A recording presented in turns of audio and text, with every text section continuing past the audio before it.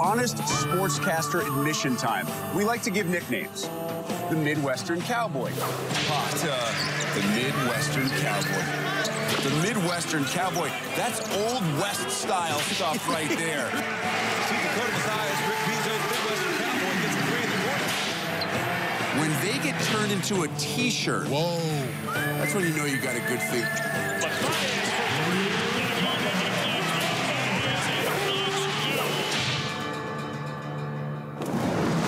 I love the black and white, the Old West whistle. A great way to welcome in Dakota Mathias, a.k.a. the Midwestern Cowboy, who truly did cowboy up late in the win over Michigan. Dakota, you laid it all on the line. Face first, we see the handiwork right now, 4 stitches. How much did it hurt? Yeah, it hurt pretty bad. You know, initially, it was tough getting up right away, but, you know, Chad Young, our trainer, did a good job and stitched it up pretty good. They got you back on the court pretty quickly. Any thought to not returning to that game? No, not at all, not at all. You know, there was probably 7 minutes left, and it was a close game. Michigan was playing well, so I knew I had to get back in there. Made a huge defensive play, knocking the ball out of Charles Matthews' hand. Originally ruled out on you. The review showed it was your ball. How confident were you, as the review going on, that that call would be reversed? Yeah, I was about 50-50 at that point. I knew I got a clean strip on the ball, but I wasn't sure if he was the last one to touch it. I really had no idea. And in the past, we've had plays like that, and it always went against us. So this was the first time we got that call late. Now, that review took forever. Everybody wants the call to be made the right way, but in a situation like that, what's your thought from a player's perspective on review in general when it takes that long and takes some of the rhythm and flow out of the game?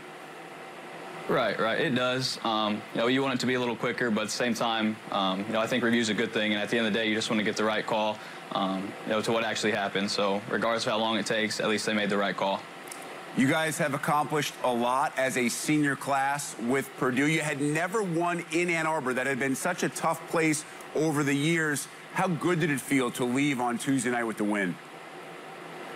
Oh, it was a great feeling. You know, us seniors, we were talking about that a lot.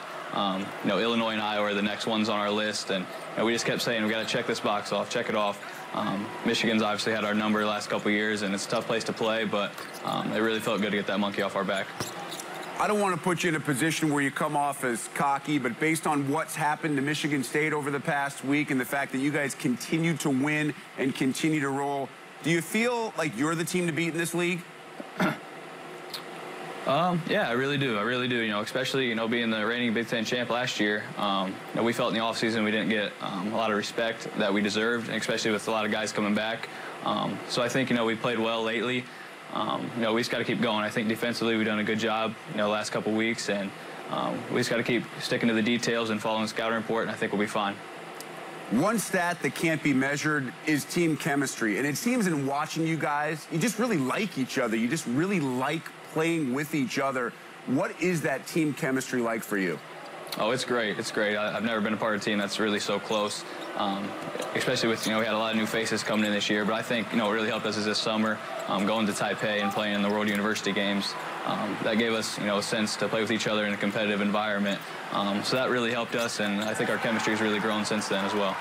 Seems like that trip really helped a guy like Carson Edwards, who just has so much confidence. I mean, Dakota, in watching him against Michigan, there was never a point where he was afraid to take any shot. He knocked down one from about 25 feet to answer a Michigan three. What's your take on his development? Oh, it's been fun to watch. It's been really fun to watch. He's a fearless competitor. You know, he's always working on his game. So any of the shots that he takes and makes, it's not surprising because he spends so much time on his game.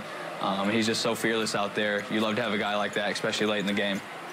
What about Isaac, a guy who you came in with, and how he has developed? His offensive game is so much more polished than it was 3 years ago. Oh, yeah, definitely. He's another guy. He's been, you know, very poised throughout the years. He spent a lot of time on his game, you know, especially, you know, free throw shooting. I think he's improved probably 20 or 25, 30% from the line, and, you know, that just goes to show every day he's working on his free throw. He's taking his time, and you know, just give him a lot of credit for sticking to it. He made that first free throw. He missed the second. Joke that it really bothered him he missed the second. Matt Painter said it was probably a good thing. Didn't give Michigan a chance to set up, but still, Right. That Matthews three, Dakota, it looked dead on the entire way. What was your viewpoint? Oh, yeah, we were right on line. I think me, PJ, and Vince were right there, right in the same area, and we all turned around and just, we looked at each other and just a sigh of relief at the end. Because like you said, it was right on line, and, I thought it was halfway down. It's been dubbed the Revenge Tour, which you guys are on right now, making sure you take care of business against some teams that got you last year. Same thing happens this weekend. Your thoughts on the next matchup? Yeah, playing at Minnesota is a tough place. They got a good team, and they beat us at our place last year, so we definitely owe them one. Nate Mason's one of the best point guards in the league, if not the country, so it's going to be a tough task ahead of us, but I think we're excited for the matchup.